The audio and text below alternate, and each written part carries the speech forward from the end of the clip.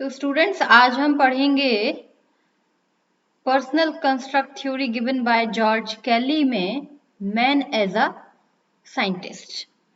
तो कैली कहते हैं कि हम लोग अपने वातावरण को चारों तरफ अपने एनवायरनमेंट को बिल्कुल इसी तरीके से अनुमान लगाते हैं, इसी तरीके से देखते हैं जैसे कि एक साइंटिस्ट देखता है। We perceive, we analyze, then we interpret and we organize our environment the same way as the scientists do. जैसे साइंटिस्ट अपने किसी भी समस्या के लिए क्या करते हैं, हाइपोथेसिस बनाते हैं, अनुमान लगाते हैं एक तरीके का, उसके बाद उसको टेस्ट करते हैं। इसी प्रकार से हम लोग भी हाइपोथेसिस बनाते हैं, अपने वातावरण के प्रति हम लोग भी अनुमान लगाते हैं कोई ना कोई। जो भी उद्देश्य मोटिव हमें अपने जीवन में अपने वातावरण से समय पर उस समय पर पूरा कराना होता है, हासिल करना होता है, हम उसके लिए अनुमान लगाते हैं। उसके बाद जब हमने वो अनुमान लगा लिया तो फिर हम उसको टेस्ट करते हैं, बिल्कुल ऐसे ही जैसे कि एक साइंटिस्ट हाइपोथेसिस बनाता है फिर उसको टेस्ट करता है, ऐसे ही हम लोग भी करते हैं। और यदि वो अनुमान हमारा सत्य साबित होता है और बिल्कुल हमारा जो मोटिव था उसको पूरा कर देता है, तो फिर हम उस अनुमान को प्रयोग करते हुए, उस हाइपोथेसिस को प्रयोग करते हुए, उस इन्फेरेंस को प्रयोग करते हुए अन्य समान स्थितियों पर भी लागू कर देते हैं। तो इसी प्रकार से कैली समझाते हैं कि जो पर्सनालिटी में पर्सनल कंस्ट्रक्ट जिसकी वो बात कर रहे हैं, उसका व्यक्ति ऐसे ही यूज करता है जैसे कि एक साइंटिस्ट करता है। And so he has given the concept of man as a scientist. एक एनालॉजी जो बताते हैं वो कि मैन एज अ साइंटिस्ट काम करता है। अब इसको हम एक उदाहरण से कैसे समझ सकते हैं? फॉर एग्जाम्पल किसी कर्मचारी की किसी ऑफिस में नई नई नियुक्ति हुई है।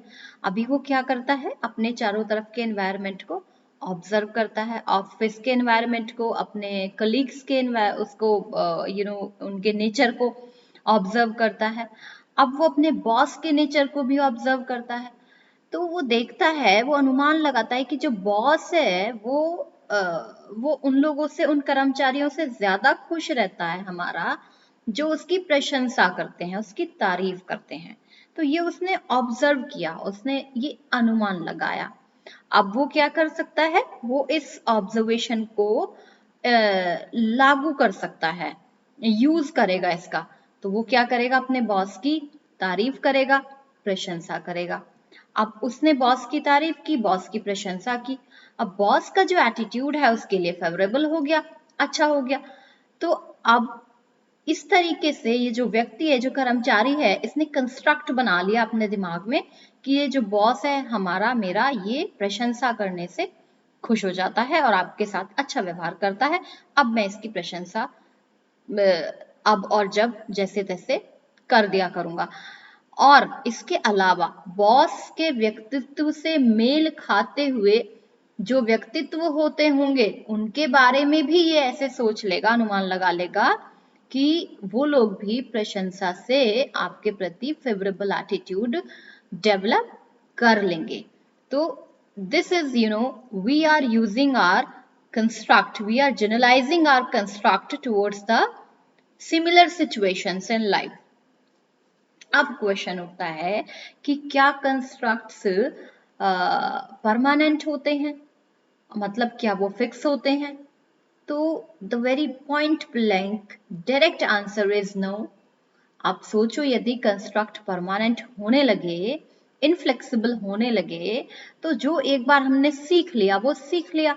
अब अगर हम उसे नहीं बदलेंगे तो जीवन में तो रोज नई समस्याएं आती हैं, नई चुनौतियां आती हैं, नई परिस्थितियां आती हैं। तो और हमारे जो कंस्ट्रक्ट हैं वो रिजिड हैं, वो इनफ्लेक्सिबल हैं।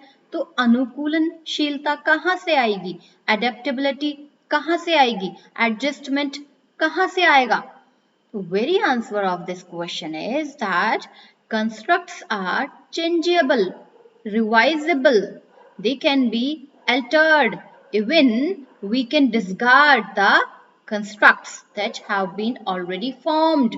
यानी कि हम कंस्ट्रक्ट्स को चेंज कर सकते हैं, रिवाइज कर सकते हैं, करते भी हैं, और उनको बदल सकते हैं, उनको डिस्कार्ड यानी जो पहले सीखा है उसे बिल्कुल खत्म भी कर सकते हैं. So we learn, then we change, we revise, and we alter the constructs if needed. यदि आवश्यकता है तो.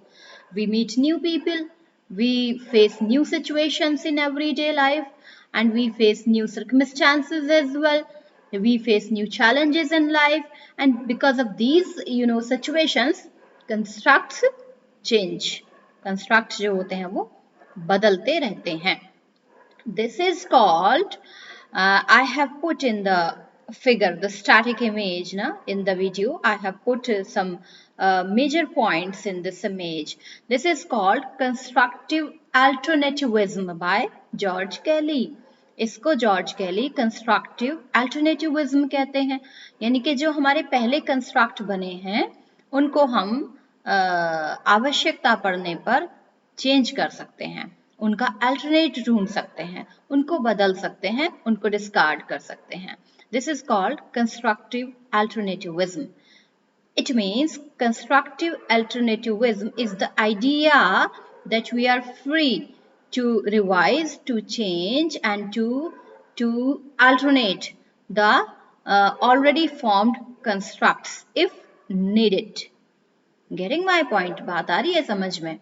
तो जो हमारे कंस्ट्रक्ट्स हैं वो बनते हैं और बिगड़ते हैं और वो रिवाइज भी होते हैं, और उन कंस्ट्रक्ट्स का प्रयोग जो है हम जो हाइपोथेसिस बनाते हैं, जो जीवन के बारे में अनुमान लगाते हैं, उनके आधार पर उनको टेस्ट करते हैं रियलिटी के सापेक्ष, रियलिटी ग्राउंड पे उनको टेस्ट करते हैं. जैसे इस कर्मचारी ने टेस्ट किया, इसने क्या किया, इसने अनुमान लगाया कि बॉस प्रशंसा करने से खुश हो जाता है और फेवरेबल एटीट्यूड डेवलप कर लेता है अपने कर्मचारियों के प्रति. इसने ऐसे अनुमान लगाया और फिर इसने उसको रियलिटी ग्राउंड पे टेस्ट किया, यानी अपने बॉस के साथ इसने उसको प्रयोग किया, टेस्ट किया, और फिर सही पाया तो फिर उसको अपना लिया.